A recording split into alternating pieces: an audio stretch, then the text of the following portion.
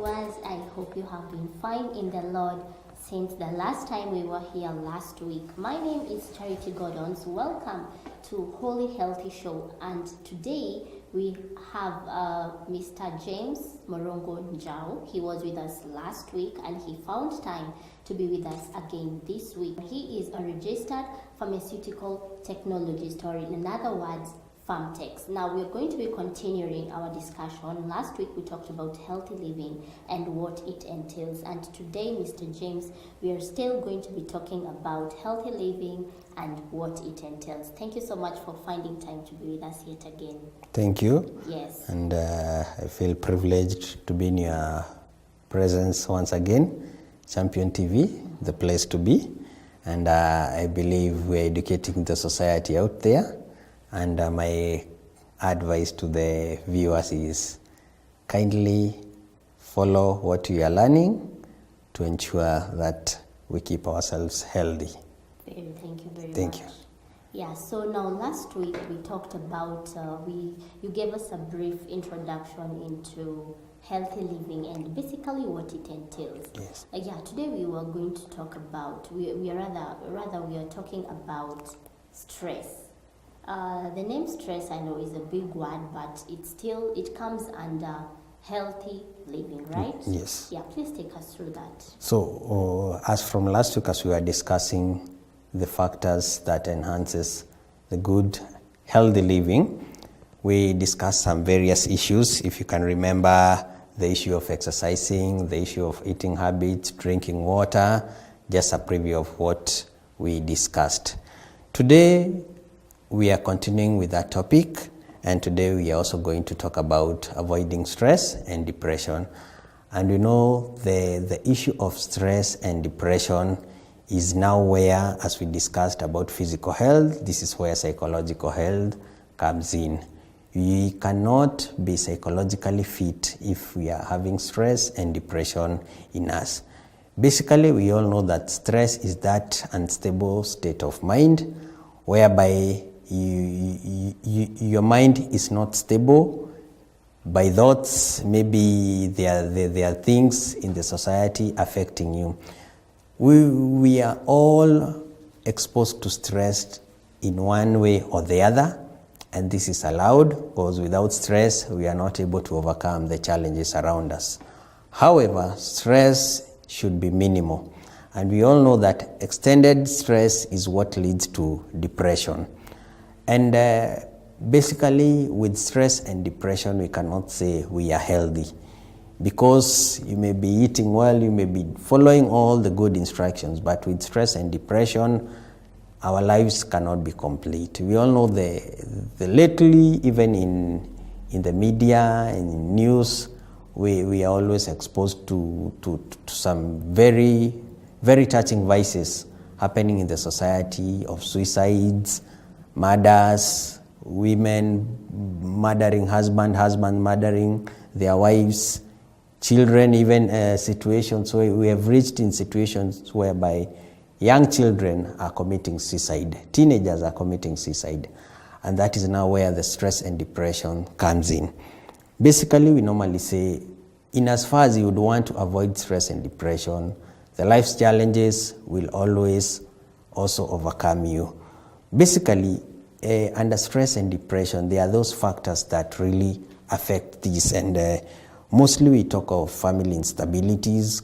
Currently, much issues happening within our family setups. That's why every now and then we can, as I've said earlier, we can find ourselves in some very, very, very moving situations. We also have financial constraints.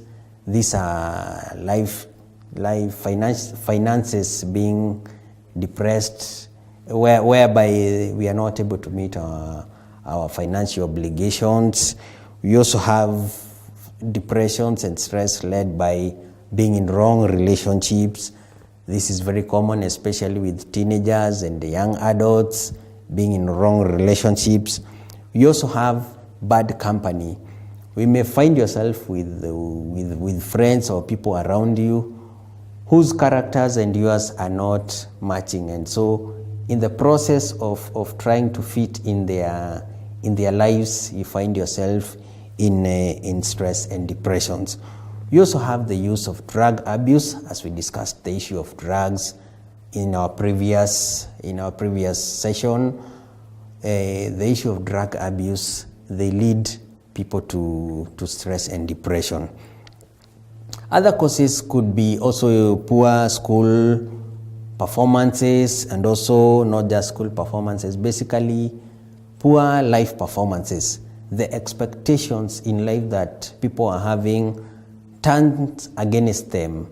Maybe it's a business you've set up and the business fails.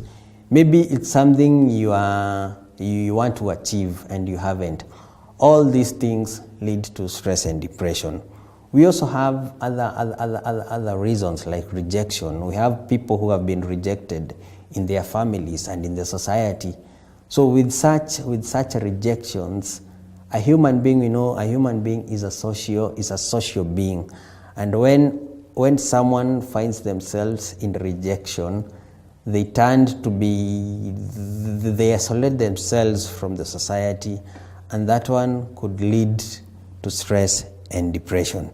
And the only way to handle this, mostly we normally say, is just by speaking out and sharing what you are going through, and having persons to listen to you.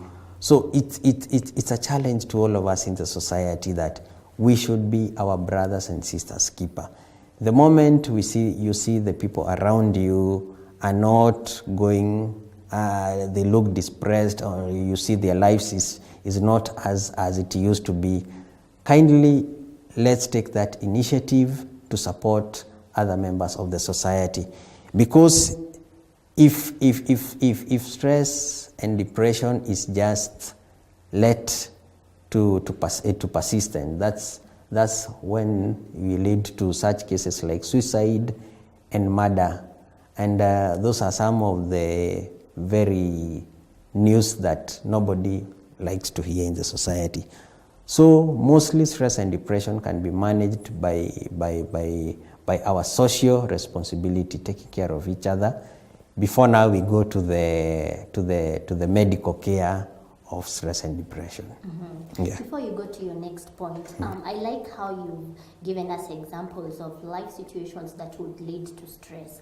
Now my question is, and also asking on behalf of viewers out there, are there some, of course these situations are different, so are there some that outweigh? Are there some that you'd look at them and say, this one will give me little stress, this one will give me more stress, or are there some that would outweigh the other? Like for example, if somebody is rejected by family, that is really stressful. Yeah. Yes. Would you compare the stress that somebody who would get rejected by family, the kind of stress that he will go through, will it be the same as the kind of stress that maybe somebody who has failed in an exam would go through? Well, that's a very good question, because as you've said, the different causes of depression and stress vary. And that is when I can go to my Christian values and say, like we always told, that in everything you give thanks. Let us be people who look at the many blessings and the advantages that we have in our lives over the other. There are those things that are beyond our control. There are those things that would really, any human being would subject you to really this stress. And as you've said, something like the rejection, or some other examples is like the loss of a family member, loss of a sibling, loss of a child. These are those humanly things that bring sorrow. But also there are those things that would lead to stress and depression that are not worth. Look at an example is the issue of like relationships. You find you're in the wrong relationship, and it's a high time that people would know that life is not just about relationships. Life, let us live in an open expectation society. Because most of this stress and depression, they come about because of the high expectations we have. And when those expectations are not met, we find people going now to stress and depression. So as you've asked, it's let us look at what is this thing worth. For those things beyond our control, let us leave them. But those things that are within our reach, those things that we can be able to control them, let us not let ourselves to be in stressful or depression situations for things that are not worth. I'd like to take you back to where you said that one of the best ways and simplest ways to manage stress is by talking it out. What about those people who cannot be able to talk it out? There are people who are so private with their things such that even if somebody is going through a stressful situation, you would not notice. What can you tell such people? Well, it's a good question, and I believe that context mostly it involves men, and men are known to be people who don't speak out, and like women, that's why we know that women, they talk a lot, and women express their stress by talking. And when it comes to men, or let's say those people who don't speak out, now that one becomes a challenge on how you are going to realize. Because now, if you find most of these people who don't speak out are the ones that their depressive conditions reach to that level of going to see a psychiatrist. Or they are the same people who reach to those extents of suicidal or even doing other things that are not good, since they were not able to speak out. But also it's for us when we understand the people around us. When you see someone is not in their usual way you've known them, it's always good also to engage them, because there are people who also are very cooperative. When you engage them, they'll be able to speak out. So sharing is caring. So when you realize such person in the society, it's always good to also approach them, but also approach them in a diligent way, and in a way that they would also understand you are concerned about their lives. Mm-hmm. Yes. That's great. When you talk about stress, nowadays in today's society, people have really abused the word stress. You find somebody who is used to eating maybe things like pizza, let me give for an example, and if you do not eat that thing, you just use the word stress and you tell your friend you're stressed. What can you tell those people who just use the word stress for the sake of it? I think there are those languages that the society embraces, not really knowing that really what that thing entails, and it's really not in order. Knowing the consequences, what stress is all about, then we just use such a word like it's just normal. So my question is, when you will really be in stress, what will be the response of people in the society? We'll just think it's the normal word that you always use, Nikona stress, Nikona stress. So when really you'll be having that stress, how are the people going to really know that you are really stressed, or it's the normal using of that word? So it's very it's not really in order. In the right way, let us use the word like stress the way it's supposed to be used. Yes. Exactly. And when we talk about stress goes hand in hand with depression, right? Yes. Is frustration also part of stress and depression? Yes, if you look at if you follow up most people who are depressed, frustration also is, you see, frustration is not meeting an expectation. And you said that most of this depression are caused by not meeting a certain expectation. And when you don't meet a certain expectation, you feel frustrated.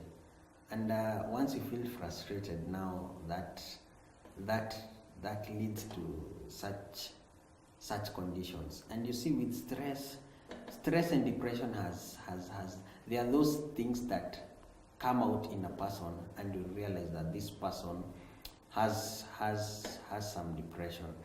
And one of the symptoms you normally see about stress and depression mostly is lack of interest on things someone used to do perfectly, that sudden withdrawal from the people.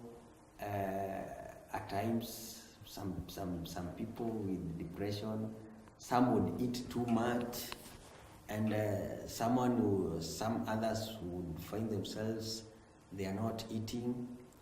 Others the same way, they would sleep too much, and others would find that with the stress they have insomnia, they are not getting adequate sleep. Basically stress and depression is easy to identify because people change their behaviors.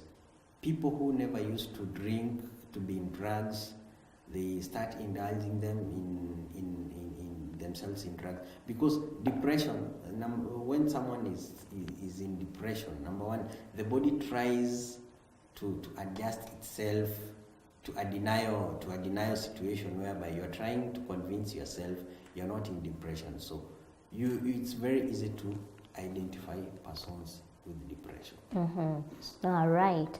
So viewers, we're going to go on a short commercial break. I hope you're learning a lot like we are learning. We are talking about stress and depression and frustration, which all entails healthy living. So don't go too far. Keep it Champions TV. We'll be right back after the break.